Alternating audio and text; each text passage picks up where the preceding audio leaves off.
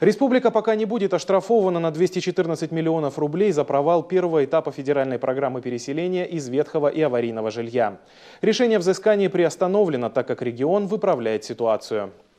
Громкое заявление сегодня в ходе визита в Сыктывкар сделал генеральный директор Фонда содействия реформированию ЖКХ Константин Цицин. Федеральная структура занимается выделением средств на строительство жилья для переселенцев. В ее же полномочия входит контроль за тем, чтобы деньги шли по назначению.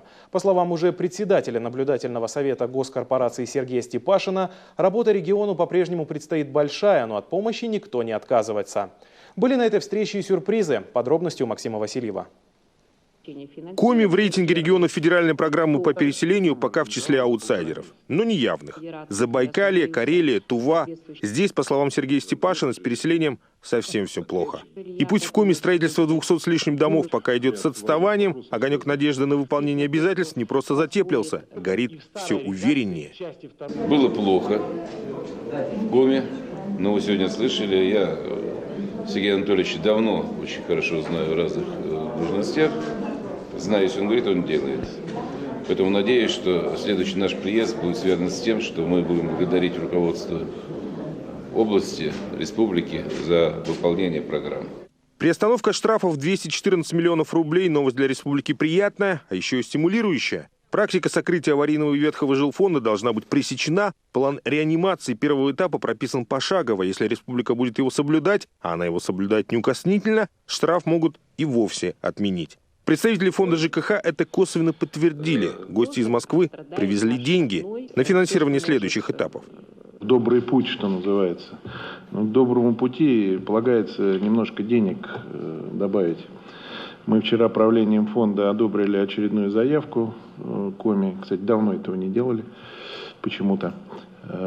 И заявка на общую сумму почти 700 миллионов рублей. Это последний этап, 15, 16, 17 годы.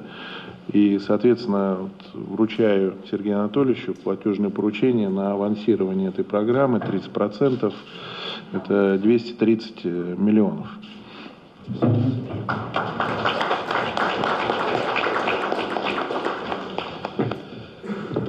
Главное, чтобы как в печёре не утащили. Кто виноват и что делать, ответы на эти риторические вопросы в республике, похоже, нашли. Отсутствие системной работы, разработки проектно-сметной документации и контроля, ошибки предыдущей власти. Нынешняя их учла. К сожалению, как бы не хотел об этом говорить, но в республике эта работа не проводилась. И вы знаете, что сегодня даже уже по введенным объектам я заставляю выполнить всю проектную документацию, оценить стоимостные параметры. И там, где действительно были определенные завышения, мы ведем работу по возврату соответствующих средств. Главный показатель динамики переселения – ключи от квартир. Радостно звенели ими сегодня 5 семей. В 2 дома по улице Ярославская, на карте Сыктывкара уже занявшие свое полноправное место, переедут 102 семьи. Своего счастья новоселы не скрывали.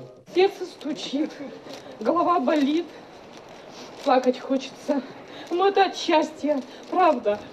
Ой, квартира прям, я не знаю, очень красивая, хорошая, теплая. Сейчас детям будет есть где кушать, спать, уроки делать без всякого шума и даже поиграть, попрыгать, побегать. Спасибо вам большое, мы очень рады, мы очень счастливы. И дай Бог, чтобы весь такой наш город был. Планировка мне нравится. Это детская комната, зал это большой, кухня большая и коридор хороший. Это мне нравится. Мы жили в Кируле на Савина 48. Нет, если сравнивать, то, конечно, этот дом со всеми удобствами. Все, у нас там печное отопление без удобств. Конечно, в сравнении этот дом 100% лучше. Переселить людей в новые квартиры мы обязаны. Просто по-человечески. Эту своеобразную доктрину Фонда реформирования ЖКХ Сергей Степашин предложил Сергею Гапликову сделать главным посылом госпрограммы. В этом он обещал руководителя региона поддержать лично. Максим Васильев, Евгений Ракин, Василий Янин, телеканал Юрган, Сыктывкар.